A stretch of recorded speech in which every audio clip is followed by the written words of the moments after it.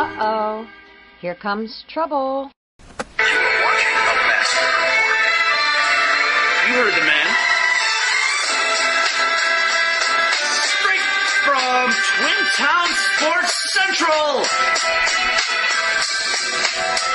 I'm feeling this flow. It's the Grovcast. What's going on, everybody? It's Eric Grover here, Daily News Sports Editor. And I am joined right at the get-go by the heartbeat of the Daily News Sports Desk, Intern Turner Blaufuss. What's going on, man?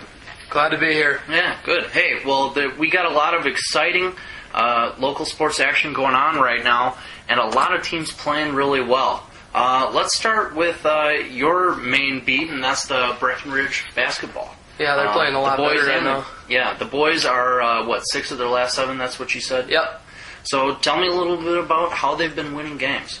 Well, they got it going against Frazee with not that great of a victory, and they've been playing a lot better basketball since then. Mm-hmm. Their one loss being to Pelican, who's a top 10 team in the state right now. That's always going to be a tough game. But how have they been able to be successful? What are they doing? Is it offense? Is it defense? Well, I think it's their seniors.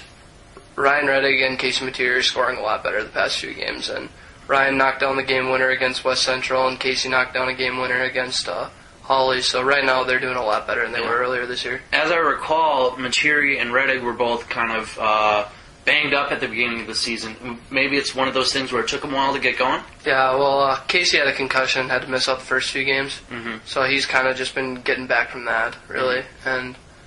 And Reddick is I don't know, just... He's doing his own thing? Yeah.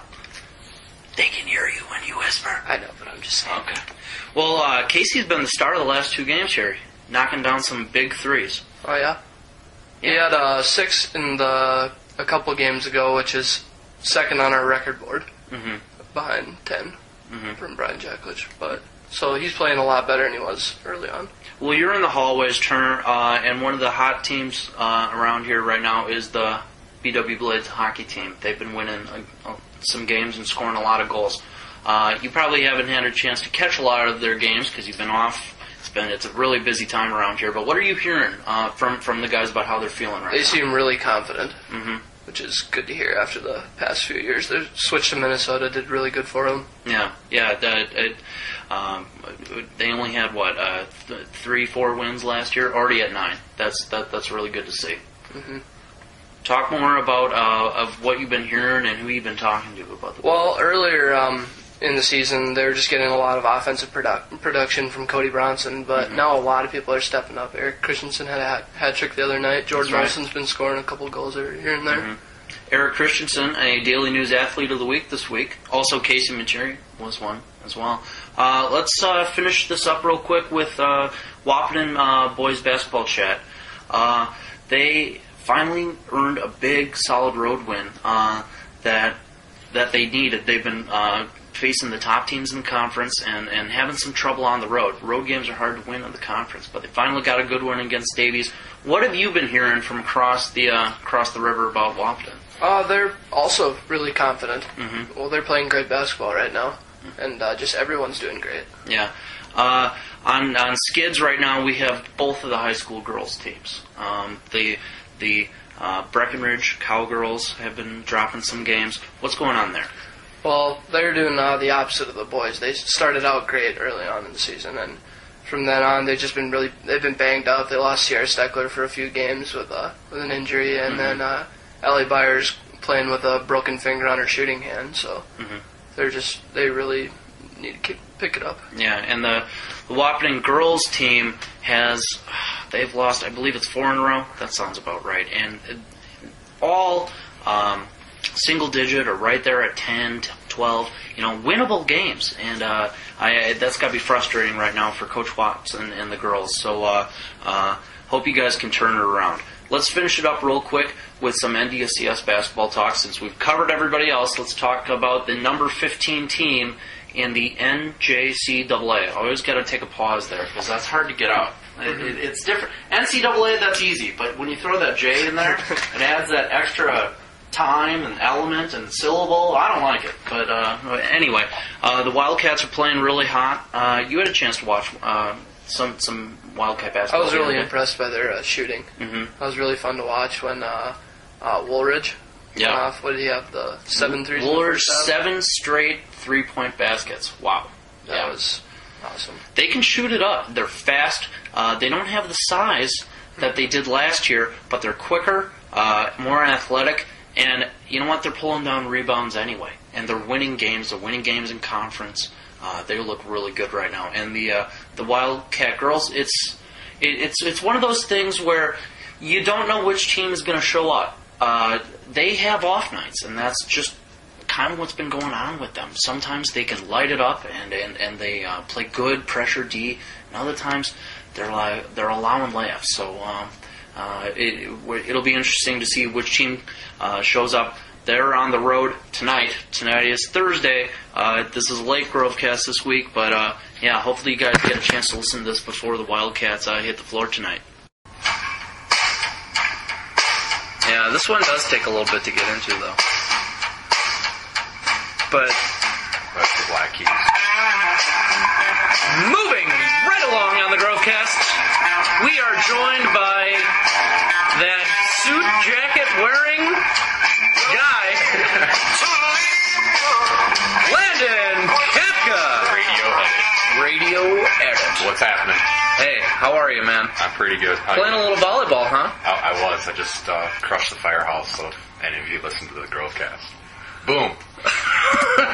Well, yeah, I'm sure they'll be very upset to hear that trash talk. So, how was your weekend, man? I didn't get a chance to see you. It was pretty good. Drove up to Fargo for the championship games, hung out with the fantasy football crew, and Okay. watched some football, kept it real. It was a good week of football. It was. The drive home, though, was a little bit intense. 35 miles an hour all the way down I-29. It's winter again here, and Yeah, you know what? Valley. It wasn't happening for so long, and then I kind of got used to it. I was it like, was nice. it's not going to happen. But, yeah, now it's cold, and I did a 180 on the road the other day coming into work, so that was nice. I almost died. I almost I hit took a it car. over the overpass going north on 29. Okay. I kind of went down the hill a little bit, but my car drove out of it, so no harm, no foul. No Just harm. a little off-road. Well, that's good to hear. All right, well, let's get right into it. Should we start with what's on the TV screen here? We are watching the Timberwolves take down Dallas on the road here. On the road, even. They're up 13 with 3 minutes to play, so it looks like a safe win.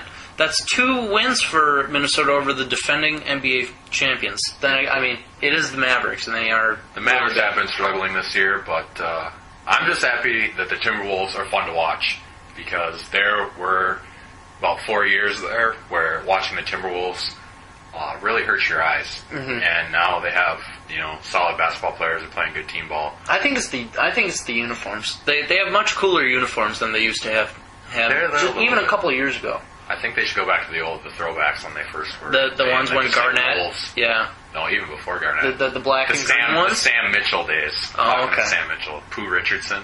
Forget about it. I like the one with all the trees on the trim. That was a pretty legit one. Yeah. Anyway, yeah. So, how about Kevin Love signing a big contract extension? Was that the right move for the Wolves? I didn't even hear about that, but yes, that is a huge. He move just for the signed a Wolves. 4-year, I believe it's $60 million deal today. I saw Max Con. Yeah, that's he's the centerpiece of the Wolves right now, and I'm glad Kevin Love realized that if he plays hard in Minnesota, the fans will appreciate what he does, and I'm glad he stuck around because he'll definitely be the guy that we need in the middle there. Yeah. When all those young wingers and Ricky Rubio get older. Listening to some of the athletes that some of the interviews that they've given, I'm hearing a lot of solid fan support from from the players' perspective. They're like, the community is there. It's not, people are getting interested in Wolves basketball again. I would definitely agree with that. They like I said, after 4 years of watching them and it literally being painful to watch, I think any improvement on that now that they're at least fun to watch. They don't win every game. They don't really have that clutch player at the end of the fourth quarter that's going to close out a game for them quite yet. Yeah. They haven't quite figured that stuff out, but at least, they're playing hard and playing together. Since when does Love shoot threes? He's making them pretty accurately. Last year, they kind of let him loose on the three-point line. He didn't take a lot, probably 1 or 2 per game. Mm-hmm. But I think when Rick Adelman came in, he said, if you can shoot it, let it fly. Yeah. And he's pretty proficient, if anything, at the three-point line. He's not jacking up 10 a game and making 4, but he'll shoot 3 of them and make 2 of them, and that's a pretty good percentage. I'd like to address something real quick while you're here.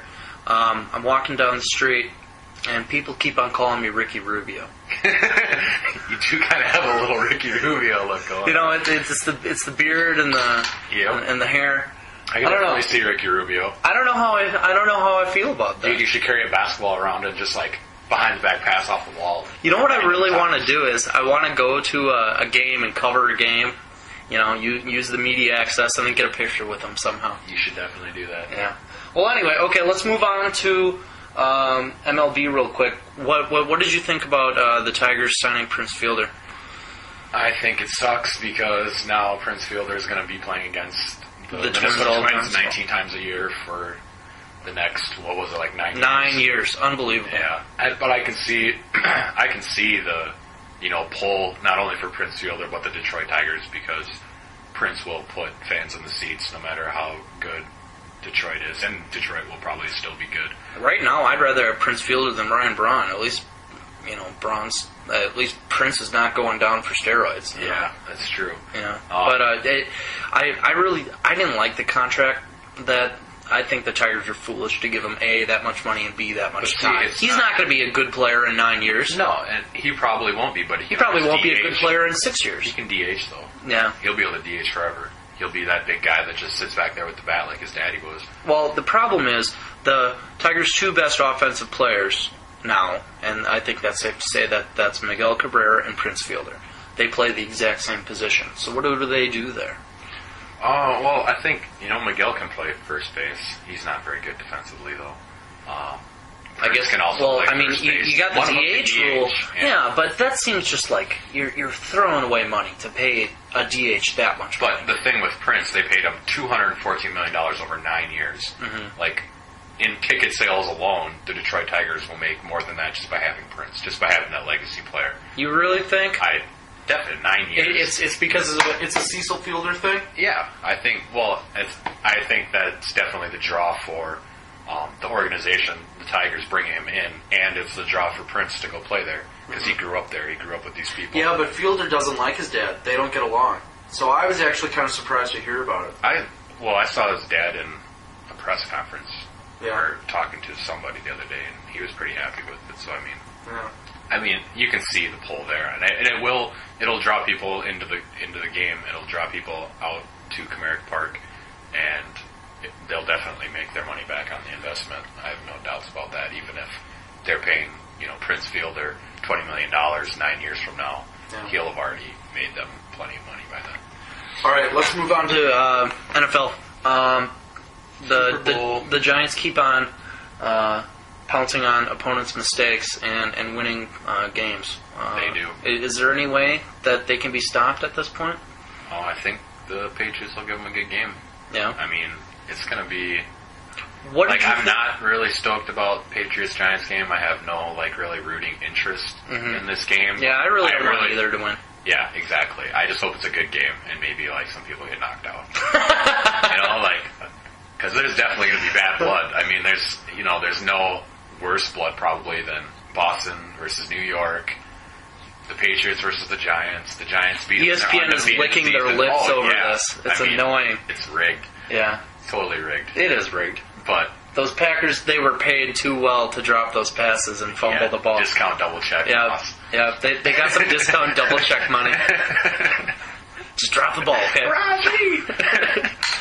Yeah, I don't like those new commercials. Yeah, they're pretty bad. They are pretty bad. The first one was pretty bad. The first one was kind of funny the first time you saw it, but then it wore on you. Yeah. But the title games, the Baltimore-New England game, and the San Francisco-New York Giants game. Which one stood out more for you? They were both 3-point games, really close. Yeah, I really thought that obviously Baltimore should have, at least had a chance in overtime. Put it into overtime, yeah. And Baltimore, I honestly think the two teams that lost played better than the two teams that won. They just didn't score enough. And that could be the difference between, being a champion, like a lot of the Giants players and a lot of the Patriots players are, and being young and trying to get back in there. I mean, obviously the Ravens have a lot of people that, have been to the Super Bowl or won the Super Bowl, but, the 49ers are young. And that's what happens. I mean, championship teams figure out a way to win. I won't ask you to make a Super Bowl pick. We'll hold that off till next week. Yeah, we got to give it. At least we got to hold it off. We got to figure out where the weeks injury are. But your early thoughts about the game? The early thoughts, I think, it's tough because the teams, they know each other so well that they're going to have to do something totally different than what they've done all year. And that's what's it's going to be a hard game to predict just because Patriots offensively and Giants offensively, pretty good passing attacks. Yeah, and they'll have to figure out. The Patriots will have to figure out a lot more than the Giants will. Well, boys and girls, that's going to do it for this week's Grovcast. It was a good day, wasn't it? It was a great day and a great Grovcast. I want to thank Turner Blaufuss. Say goodbye to the people, Turner. Goodbye. And thanks, Landon, for stopping by, too. Hey, we'll catch you next week, right here on the Grovcast.